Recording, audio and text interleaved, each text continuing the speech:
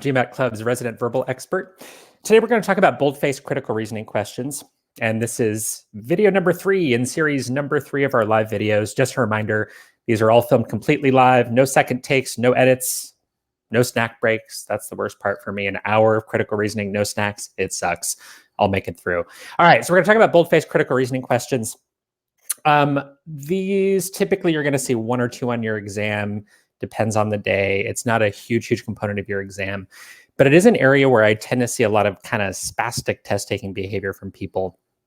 As a quick introduction, the 2 things I see the most often is when people look at this boldface thing in real life. If something's in bold, let's say you're at work, somebody puts a report on your desk, you see a sentence in bold or you see a couple of words in bold. Well, what are you going to do? Automatically, you're going to assume that that's something that's really important. Maybe it's a conclusion. Maybe it's a particularly important fact. Makes total sense. Why else would the person writing the report boldface something if it wasn't the key takeaway or the key number? Something like that. Getting requests to speak a little loudly. Interesting. Abhijit, if there's sound problems, let me know. So one of the biggest things I see is that people look at that boldface thing on the critical reasoning questions and automatically assume that that's some sort of conclusion. Obviously, that's not the case. That's part of the mind game of these questions, is if you assume the thing in bold is important or the most important thing as you would in real life, you get yourself into trouble. That's mistake number 1 I typically see. Mistake number 2 I typically see is just kind of jumping straight to those boldface things without thinking through the overall structure of that paragraph. So what a lot of people will do is say, okay, let me read I'll kind of skim the whole thing, but let me really focus on those 2 boldface things and try to figure out exactly what's going on. And you kind of hyper focus on the bold and then jump right into the answer choices and try to make some sense of them. That is not a great recipe for success on these questions. What I want you to do instead, honestly, when that passage first pops up, what I want you to do, treat it just like you would really any other critical reasoning passage. So you might have seen one of the videos we did a year or 2 ago. We did a little short series on, I think we did some on assumption questions, strength and weakened assumption questions. Then we kind of did some extensions of those, talking about find the flaw kind of questions. Basic, solid critical reasoning technique on those kind of questions. Just give me the logical structure. If there's a conclusion, get to it as quickly as you can. Make sure that it's in the author's words, not your words, and then figure out how they got there. Stripped down, intuitive, simple approach, executed well, absolutely takes care of business on those questions. Same is true on boldface. When you see that passage, think about, all right, what does the author want from me? Where's the conclusion? Ignore the bold at first. Find the conclusion. Think about how the author got there. Once you have your head around the overall logical structure, that's when I want you to think about the bold and say, how does this fit into the conclusion? How does it fit into the overall logical structure? That's it. Then you can tackle the answer choices. All right, let's go through a few examples. I'll try to get through 4 or 5. We'll see how time goes. And I'm going to share my screen. And as usual for the live audience here, please, as soon as you have answers, please let me know. I thrive off of feedback. I'm not really a talk to the camera guy all alone sort of person. I'm a private tutor, used to getting feedback from people. So please let me know as soon as you have an answer. Helps me kind of feed you the right stuff. So here's the first question. Looks good on my monitor. Go ahead and take a moment, and please don't be shy if you need to go against the grain. Makes me happy. The more wrong answers I see, the more I can respond to those.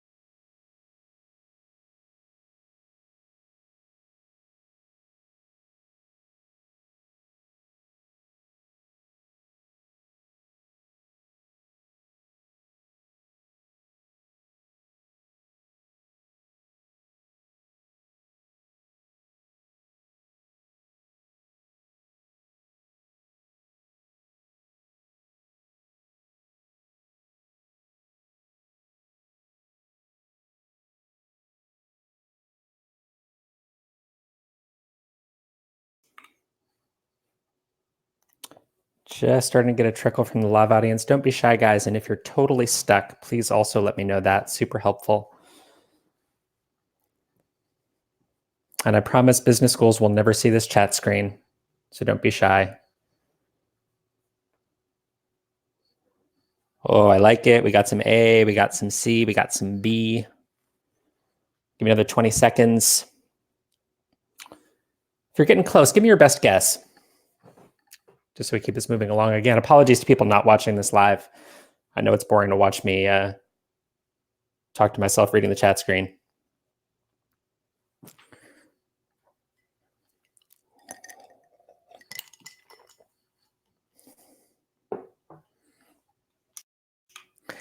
And yeah, somebody pointed out, these chats are visible after the live broadcast. So apologies for anybody who watched last, I think it was Tuesday's broadcast. I was saying these disappear on our old platform. These used to disappear after the live broadcast. Now it turns out these stay on YouTube forever. But don't worry, nobody's going to judge you based on this. If anything, I'm going to judge you positively for being vulnerable and telling me a wrong answer. I really, really appreciate that, because it's hard to put yourself out there. Your names are attached. Okay, getting a nice mix of A, C, a couple B's in there. Awesome. I'm going to stop sharing the screen and let's talk through this a little bit. Okay. So again, where I want you to start on these boldface questions, and think of this one as a warm-up. I think this is the easiest of the 5 I'm going to go through today, of the 4 or 5. So this is a warm-up. You're going to love the next ones. They get tougher. What I want to do first thing is just say, all right, let me read the passage, ignore the bold for a moment. What's the conclusion? Nice and straightforward here. Did that on purpose. Very last sentence clearly here is the conclusion. Now, part of that is that you've got this nice therefore on the last sentence. Therefore, the Neanderthals who made the flute probably used a diatonic musical scale. Nice that the therefore is there. Just be a little careful. One of the things I see all the time on the GMAT Club forums, one of the misconceptions, the word therefore is always followed by a conclusion. Is it always the conclusion of the passage? Not so sure. In this case, it is. So our conclusion is the Neanderthals, I'm just going to call them N for short, who made the flute, probably used a diatonic scale. Okay, one quick thing that's going to apply to absolutely anything you do on critical reasoning, folks. Whenever you're getting, especially when it's the heart of the passage like this, a conclusion, or maybe it's a paradox or discrepancy question, I always want you to ask yourself, hey, I think I've got the conclusion. Cool. Just make sure it's their words and not your words. Just ask yourself as just a habit of mind, their words are my words, their words are my words. A lot of you guys have heard me say this before on different platforms, either on the forums, in these videos. The most frequent mistake on critical reasoning, and nobody wants to believe this because it is totally, deeply not sexy. The most common mistake is a misread, especially in the most important part of the passage. If you tweak one word in the wrong place, change some little modifier here, you might totally change the logic of the passage. The example I use a lot of the time is, imagine the conclusion is X is a solution to our problem versus X is a good solution, or X is the best solution, or X is the only solution. I change one word, I totally change the logic of the passage. Totally change what the right answer might be. So just watch your back. The habit of mind I want you to build, if you get that conclusion, get it exactly in those words, their words. Don't drop modifiers. Okay. Back to this passage. So there's your conclusion. Neanderthals probably use a diatonic scale. Now, not a bad exercise here to sort of take the time, go through the whole passage and kind of think through, well, all right, what's the key support here? All I'm going to say for now, I'm going to focus on the boldface part for now, just in the interest of time. So what's their evidence for this? Well, part of it is that the entire flute must have had more holes, and kind of the rest of that sentence. The flute was made from a long bone, so it had 4 holes that were exactly in the right way to play the 3rd through 6th notes of the scale. There must have been more holes. The bone was long enough to accommodate them. Therefore, these Neanderthals must have had that diatonic musical scale if the bone would have accommodated them. Fair enough. So we can kind of see the boldface part at least as some sort of support for that conclusion. Great. All right, let's hit these answer choices. So obviously, the other part of the game of boldface questions is they're going to take basic intuitions and they're going to kind of dork around with the language, make it less intuitive. That's all right. Let's take a look at A. A, the first is an opinion for which no supporting evidence is presented in the argument given. So what do we think of that here? Do we think that first thing, the flute must surely have had more holes? Is that an opinion? I guess. Must surely have had. Sounds like the author might be giving an opinion there. Let's read on. For which no supporting evidence is given. I'd say that's fair. There is no supporting evidence given for the bone having more holes. We know that the bone was long enough to accommodate more holes. We don't know that it actually had more holes. So that's fair. Second part, that is used to support the main conclusion of the argument. Second is the main conclusion. We totally agree with that. I'm going to hang on to that. We can argue about this opinion thing, whether the first bold is the author's opinion or not. We can argue. But fundamentally here, yeah, the second part's the conclusion. No problem. Let's look at B. The first describes a discovery as undermining the position against which the argument is directed. Very clearly wrong right off the bat there, because that first bold clearly supports the second bold, and the second bold is the conclusion. So B is correct in saying the second bold is the conclusion, wrong in saying that the first is undermining. B is out. C, first is a preliminary conclusion. Don't know about that. Drawn on the basis of evidence presented elsewhere in the argument given. Again, what were we talking about on A? Where's the evidence for the fact that the entire flute must surely have had more holes? Really no evidence for that other than the bone had space for them, but that's all we know. And is this a preliminary conclusion? I don't think that's true at all. So that doesn't make any sense. We can eliminate C. Sorry, guys. In what way is, we had about half the live audience pick C. Interesting. In what sense is this a preliminary conclusion, that first bold? The entire flute must surely have had more holes. Based on what evidence? Just the length of the bone? Just because a bone's long doesn't necessarily mean it had a whole bunch of extra holes in it. We have no evidence to support that. So C's out. D, the first provides evidence to support the main conclusion of the argument. Cool. The second states a subsidiary conclusion that is drawn in order to support the main conclusion stated earlier in the argument. Lots of legal ease. It's kind of annoying language, but look, that second part, we know that that second bold is very clearly the conclusion. D's out for that reason. I don't think anybody in the live group was tempted by that. E, similar. The first is presented as evidence that is confirmed by data presented elsewhere. Already debunked that part. Second states a hypothesis that this evidence is used to undermine. That's way off. E's out. And we've got A. Awesome. That was fun. And that was your warm-up. These are going to get tougher, at least in my opinion. Maybe you guys will disagree with me. All right, I'm going to share my screen again.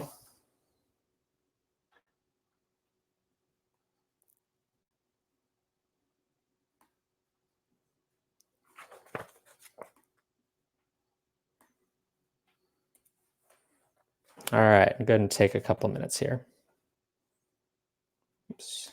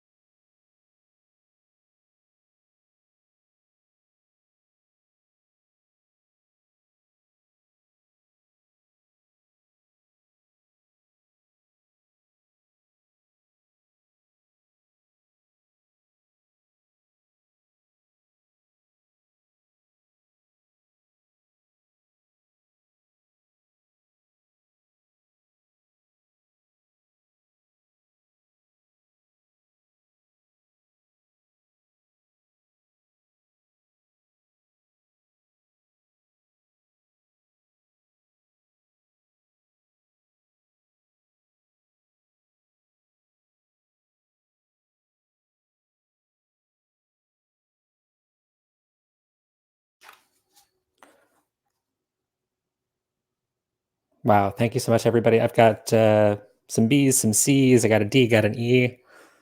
Love it. It means I picked something that's challenging. More C's rolling in. Do we have any takers for A?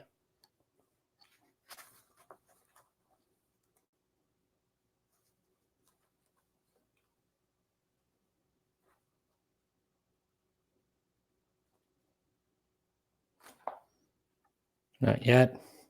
I give you guys about 15 more seconds. By the way, I think one of the easier things, some of these questions aren't available exactly in these forms on the internet. Some of them are doctored. Some of these are from the GMAT prep software or whatever. None of them are from actual exams.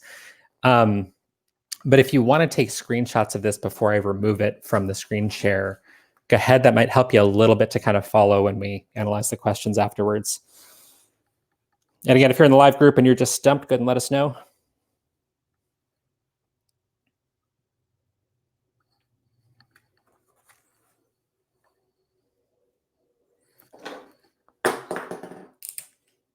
That was the sound of markers dropping. Remember, we're live. You get to see all my mistakes. Okay. So again, boldface questions, simple, intuitive approach. Get that conclusion right. If there is a conclusion, get that heart of the passage. Here, if you think about what's going on, little bit of a snakier passage in a way. I would argue here that if there's a conclusion, it's that first boldface. The strategy to maximize overall profit from a new product is to charge less than the greatest price the market will bear. That's what the author's trying to get us to do. Now, do you want to define this as a conclusion, or you just want to define it as maybe a position that the author's advocating? Either one of those things, fair enough. I would definitely argue that this is the heart of the passage. This is really the point the author's trying to make. We can split hairs. Is this a conclusion or a position he's advocating? Whatever. Point is, this is really what the author's driving at. The rest of it supports that, right? So the argument here is that many companies charge the maximum possible price for a product because they want to make as much profit as they can. And then it says, well, this is a bad idea. Why? The drawback to charging a maximum price for a new product is that it gives competitors a strong incentive to quickly match the capabilities. And it's that allows you to draw the conclusion.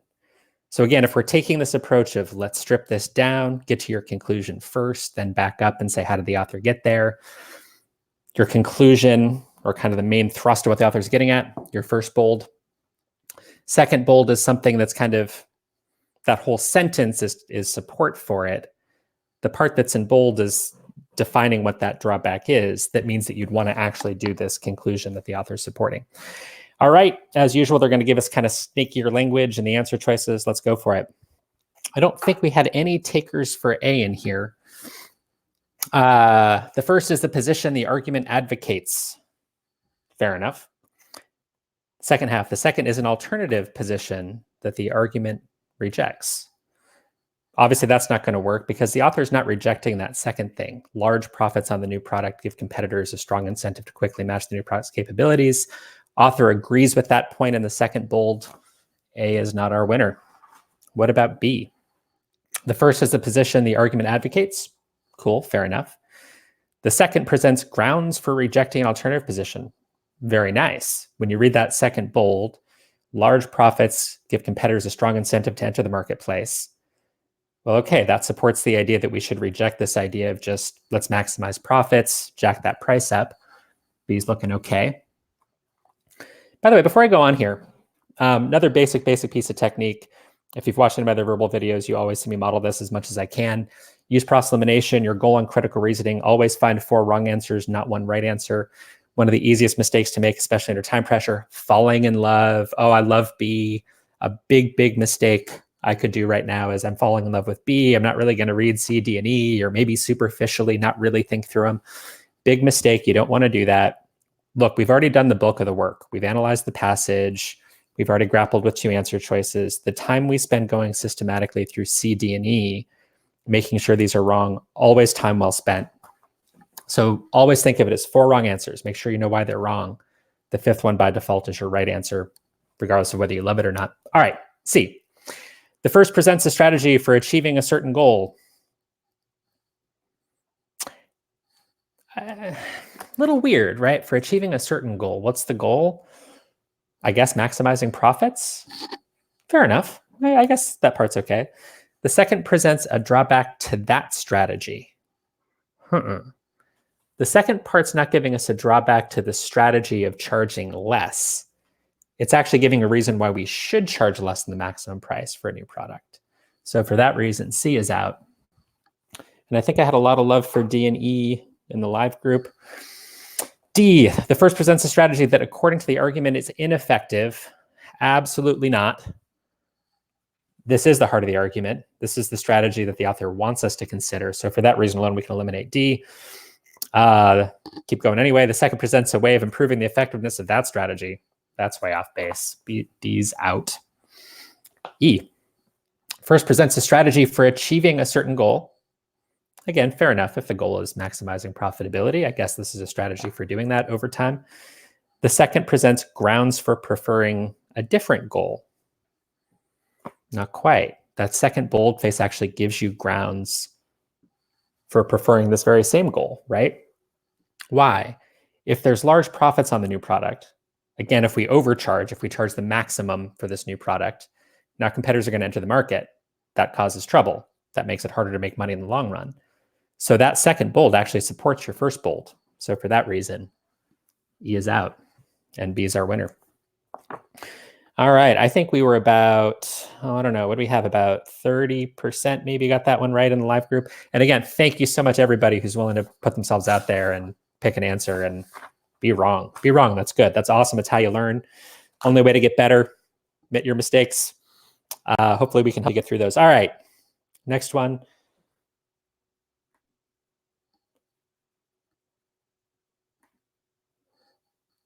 And thank you so much for the love out of the live crowd. I'm getting some really awesome messages from you guys. Thank you.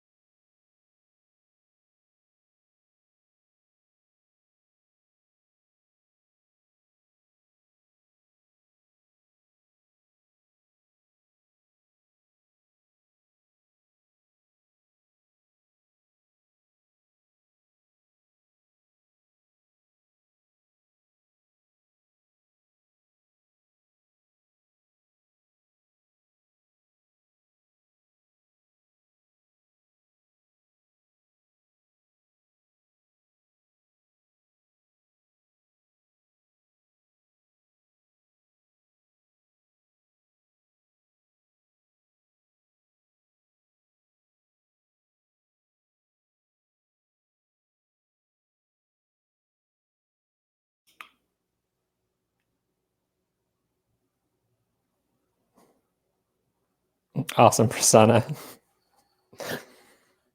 Appreciate the comment about being systematic. You guys, just a couple minutes. Getting a lot of agreement on this one. Mostly B, seeing some A and some D. My earlier comment was not necessarily an endorsement of Prasanna's answer, just appreciating the comment that about going systematically.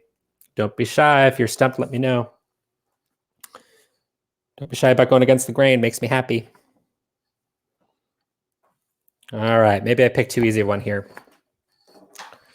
Seen a lot of agreement. Okay. So it looks like from the live crowd, this one is more straightforward for you guys. That's awesome. Again, start by finding that conclusion. Ignore the bold, ignore the bold, ignore the bold. That second sentence, wedged between the bold, there's your conclusion. What's the author want from us? Regulation of pesticide use should not take place at the national level,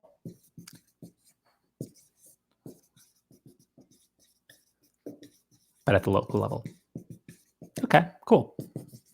Let's think about how this fits into the two boldface parts of it. Well, I'm going to start with the second bold. Clearly, that's supporting this conclusion. It is in the areas where pesticides are actually applied that they have the most serious effects. That's a reason why you'd want to regulate locally, not nationally. What's that first bold doing? Well, it's kind of a consideration against it, right? So pesticides can inversely affect the environment in localities distant from where the pesticides has actually been used.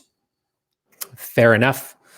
But that's something that's actually kind of giving you a consideration for regulating nationally, right? So if you just regulate locally and those pesticides are affecting people elsewhere, maybe that's something that goes a little bit against their conclusion. Now, notice as I talk through this, maybe notice this on the past too as well, I'm not getting super anal, super granular, using super specific terminology about those boldface things, because I know that I've been using the term sneaky to describe how they write those answer choices. You get kind of this legalese. It's generally the case, not always, but as these get tougher and tougher, it often is the case that that language is not what I would ever think about, right? The language in the answer choices is kind of its own little world. Nobody really talks like that except for attorneys. Fair enough. I don't want to pin myself in. I don't want to get myself into too narrow of an idea of what those boldface things are doing, because then when they phrase it to me in a different way that I'm not accustomed to, I might be inclined to reject something. So I try to keep my interpretation of the bold general. How does it fit with the conclusion? First bold kind of goes against it. Second bold supports it. Cool. Good enough. I don't want to get any more granular than that, because they're going to come up with language that I probably wouldn't have thought of. Now, this particular question maybe isn't the best example of this, because I think the language in it's pretty straightforward. But in a lot of cases, it's like, well, sure, but I wouldn't have said it that way. All right. A, each provides support for the conclusion of the argument. Obviously not. We're saying that the first one goes against that conclusion a little bit. B, the first identifies grounds for a potential objection of the conclusion. Good, exactly. Second provides support. It's exactly what we said in different words. What about C? The first provides support. Second identifies the actual conclusion. That's wrong too. D, the first identifies grounds for a potential objection to the conclusion. Fair enough. The second states the conclusion. Obviously not true. This is the conclusion. That's a part that was not in bold. So D's out. And E, first states the conclusion, way off base. First one doesn't even agree with the conclusion. And the second provides support for that conclusion. Obviously, that can't be true either. All right. We got two more. We're going through faster than I thought. That's a good thing. It's Friday night for most people watching, I think. So we'll get done early and go enjoy your Friday night. I'm going to share my screen one more time.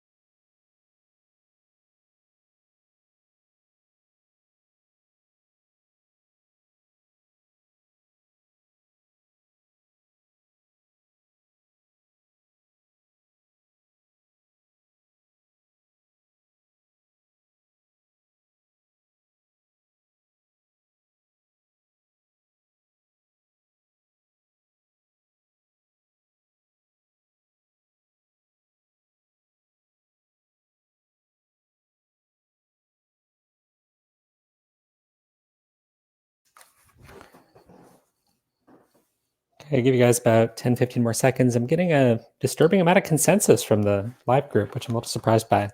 It's great. Either you guys are smoking it, I picked too easy of a question, or the rest of you are being shy. If you're stuck, please let me know. That's helpful too. Don't have a ton of responses. And again, apologies to the non-live crowd. I know it's boring to watch me watch everybody in the live group. Awesome. Thank you, Gaurav. Apologies if I've mispronounced anybody's name. Good. Getting some B's, getting some D's, getting some A's, getting some not sures. Got C or D. That's actually super helpful. I like it when if you're debating between two and you're kind of stuck, let me know about that too. And I have a comment to make about being down to 2 answer choices on GMAT questions, especially on verbal. All right, very cool. I think I've tortured you enough. Okay, quick comment that's a little bit off topic or not directly related to this particular question. One of the things people bring up to me all the time, it's like, well, so maybe in a first tutoring session or something, and somebody says, my verbal scores aren't where I want them to be. What am I doing wrong? I'll start talking about it. I'll say, well, what do you think's going on? What do you think is going wrong for you? And one thing people say is like, well, I know I'm close. Like I'm missing a lot. I'm not happy with my score. I'm 10 or 15 points away from what I want on the GMAT, whatever the situation is. But I know I'm close because I'm always down to 2. And I have a hard time picking between those last 2. Something I hear all the time. Here's the thing is that typically when you think about the people writing these questions, they might have a really great idea for a delicious, tempting wrong answer, but usually only one idea for a delicious, tempting wrong answer. It's rare that they're going to come up with a second wrong answer that's going to stump you. Sometimes they do. But usually you have one right answer that maybe isn't super intuitive. Well, obviously you only have one right answer, and you have one wrong answer that's tempting. So in most cases, if you're struggling on questions, you will be down to 2. It may or may not mean much if that's the situation. It's better than getting totally obliterated and having no idea what the answer is. But for what it's worth, often on verbal, you're going to be down to 2 and struggle between those 2, and that's going to be 70, 80, 90% of your errors, for whatever that's worth. Anyway, back to our show. They did kind of a tricky thing here. So if you're being too mechanistic in your critical reasoning, you might look at this and go, oh, wait, look at that last sentence. Clearly, sounds like a conclusion's coming, right? Clearly, in countries where automobile insurance does not include compensation for whiplash, people often have little incentive to report whiplash injuries they've actually suffered. Mistake you could make here is say, we got one of those things. It's a clearly, it's kind of like a therefore, sort of, maybe, arguably. So that must be the conclusion. Careful. You could have even a therefore, or a thus, or something like that does indicate some sort of conclusions being made. Might not be your main conclusion. Be careful with that kind of thing. Okay, so what is your actual conclusion here? This thing's not it. Your actual conclusion, what does the author want from you? The author wants you to believe that these facts, stated earlier in the paragraph, do not warrant the conclusion drawn by some commentators that in countries with high rates of reported whiplash injuries, half the reported cases are spurious. That's the point, that it might not be the case that half of these reported cases are spurious. Spurious meaning frivolous or not actually real injuries. Okay, now how does everything else fit into it? So that first boldface, there's kind of the setup, right? So when automobile insurance covers whiplash injuries, reports of those injuries are twice as frequent. So now our conclusion is kind of addressing that situation, right? Like trying to give us sort of some context on, well, what does that really mean? Well, it doesn't mean what people think it means, is what the conclusion is saying. First bold is kind of, in a sense, your background information. Again, trying to keep it high level. And this part, the second boldface bit, what is that doing? Well, that's actually supporting that conclusion, right? Because what we're saying is that if people often don't have incentive to report it, that might be the case that not all of these cases that you see that are additional cases in the countries where insurance covers whiplash, maybe it's not the case that half of them are spurious. Maybe it's less than that. Okay, let's go through these.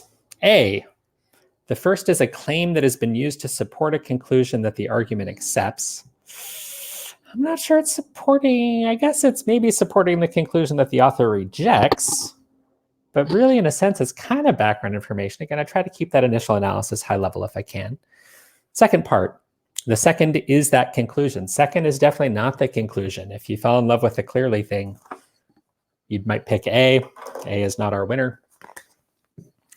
B, the first is evidence that has been used to support a conclusion for which the argument provides further evidence. I don't know about that, for which the argument provides further evidence. Because that part in bold is being used to support a conclusion the author actually kind of refutes. So I'm shaky on that. Second is the main conclusion of the argument. This is definitely not the conclusion of the argument. This one is. So for that reason, B is out.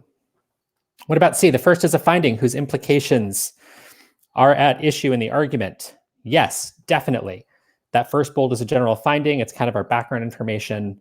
The author is trying to argue about what it means. Some people say this thing. The conclusion is saying that the author thinks it's a different thing that's going on there. Great. That sounds really good. The second is a claim presented in order to argue against deriving certain implications from that finding. Nobody talks like that except for attorneys. Let's break that down a little bit. Second is a claim presented in order to argue against deriving certain implications from that first finding. Now, if your head's spinning from this, you can keep it and just say, hey, I can't eliminate it. It's part of why I use cross-elimination in a systematic way.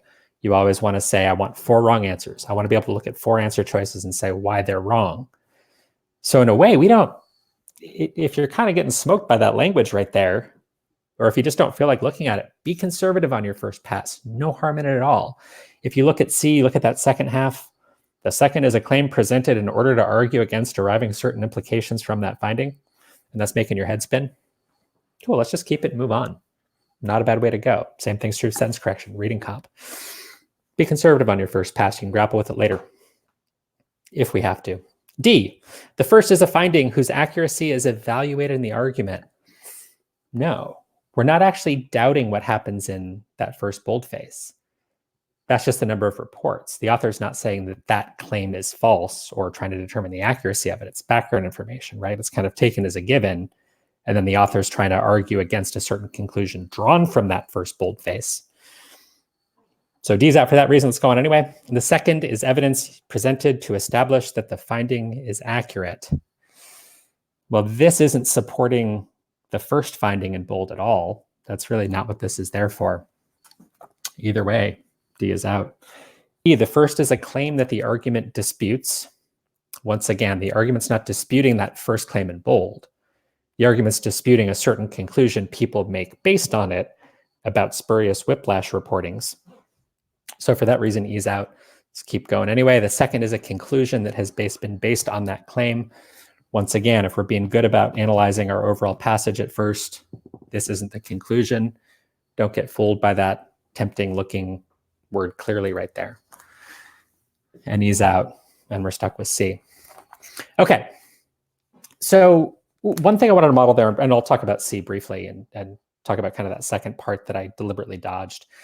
I did that on purpose because another thing I see quite a bit, and we can draw parallels with every question type on this. It's really easy to look at one answer choice and go, oh, my head's spinning. And you stare at it and stare at it and stare at it and stare at it. And one of the nice things about a multiple choice test, maybe there aren't a lot of nice things, but one of them is, look, you don't need to be certain about the right answer. It helps if you are, you feel a whole lot better. But as long as you're certain that 4 things are wrong, if that 5th one's making your head spin, or if you're not totally sure about it, fine, you pick it and move on. Really, in this situation, doing it the way I just did it, and pretending that I really couldn't make any sense of the second half of answer choice C, well, I saved myself time. If that's really the reality for you, no problem. The right thing to do is to just kind of shrug and say, well, I can't eliminate C, but I know I can eliminate the 4 others. And there you go, get an answer right. Save yourself a little bit of time. Back to that second half of C for what it's worth. So the first part of C, the first is the findings, implications, or addition of the argument. Absolutely. We kind of said when we went through the passage, that first bold is your background information. We're trying to figure out what does this mean. The second is a claim presented in order to argue against deriving certain implications from that finding. Yeah, because your conclusion is arguing that certain implications from that finding should not be drawn. the author's saying, hey, some commentators draw a conclusion that these reported cases are spurious. And then the author argues against that. So here's the implication that's mentioned at the second half of C. So yeah, this is definitely supporting the author's overall argument that we should not derive these implications from the first bold. Spot on. C is your answer. All right. Very, very cool. So I'm getting a lot of comments, and there's a few too many for me to really sift through, but getting some good comments from some folks saying that when their head spins, sometimes they eliminate that answer. It's the opposite of what you want to do. If any of you are thinking about taking the GRE, and I realize that you're all here to watch a GMAT video, you're probably not taking the GRE right now. Some of you are going to end up going down that road. Maybe you get another degree at some point. Maybe you decide GRE is a better test for you if you're pursuing the MBA. Most MBA programs in the US, nearly all of them take the GRE as well. Same is very much the case there. You get these crazy vocabulary questions. The worst thing you can do is eliminate things you don't understand, right? Because if you don't know what the vocabulary word means, you don't want to eliminate it. Same thing here. You don't want to eliminate things because you don't understand them. Your technique should always be always on verbal. Find the four that are wrong. Once you know why it's wrong, cross it out. And maybe all you really need to understand is 4 of the 5 choices, not necessarily all 5. All right. Let's do one more. Last one. Put you out of your misery a little bit early today.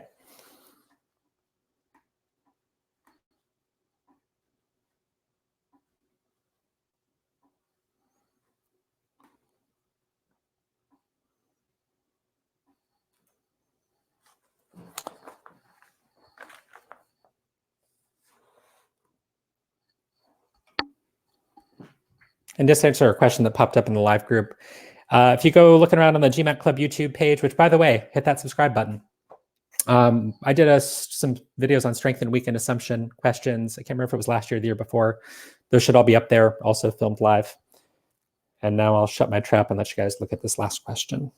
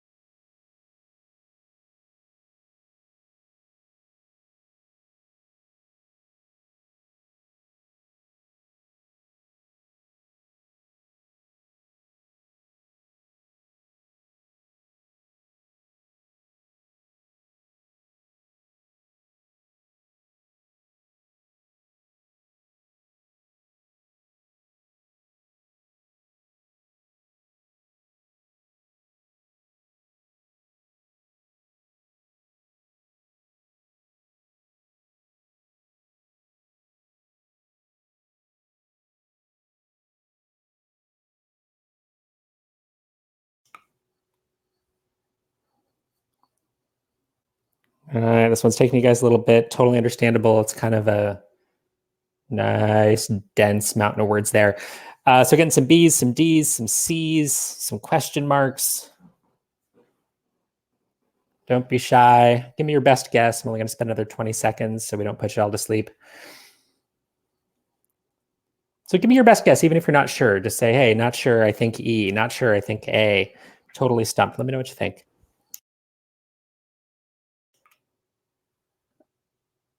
And yeah, after the broadcast is over, I'll post the links to the other critical reasoning videos that I've done. Won't be till after the broadcast because I don't have good access to that chat screen right now.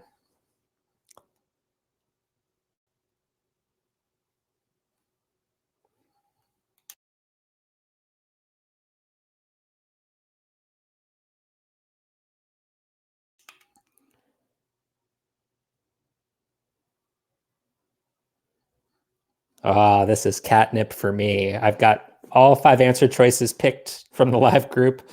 Out of the first 15 or 20 people, got everything all the way from A to E. Love it, love it, love it. Well, I don't love it. I don't love it when you guys suffer, but I think we found one where we can make you a little bit better. Awesome. We got something to work with here. Fantastic. Okay, again, simple approach. You don't want to overthink the boldface right off the bat. What I think makes this passage hard, part of it is just pure density. There's just a lot of words here, and that's intimidating. And by the way, there's a little bit of a psychology thing going on in the GMAT quite a bit. Something I see on Quant. We're actually going to do a video in about a week and a half, not next Tuesday, the following Tuesday, about what to do with really, really, really long word problems. And this is mostly going to be about getting your mind right and kind of the psychology of what do you do when you see something that's really long. Sentence correction would make the same case. I don't think I've done a video on just long sentence correction questions because I'm not sure that'd be a very exciting video. But sometimes people look at the long sentence correction questions and go, oh my God, this is so long. I don't know what to do. And you kind of paralyze. And it's like, no. Take it systematically. Once you break it down, it's not so bad. You're looking for key things in the sentence correction if it's really long. I'll say a whole lot more about long quant questions in a week and a half. This thing, really long. Cool. Just be systematic. It's your best tool here. You know all these questions are designed to be answerable in roughly the same amount of time. They're not reading speed's a thing on the GMAT. They're not really testing you on like, hey, we need you to read faster. Can you read faster on these super long ones? That's not what they're after here. They are absolutely daunting, but it's psychological to a large extent, right? If you do what you're supposed to do here, and you're nice and systematic, take your time, take a deep breath, find me the conclusion, then things start to fall into place a little bit, right? It's interesting. They gave us this wall of text. This is about as long and wordy as a critical reasoning question ever is on the GMAT, right?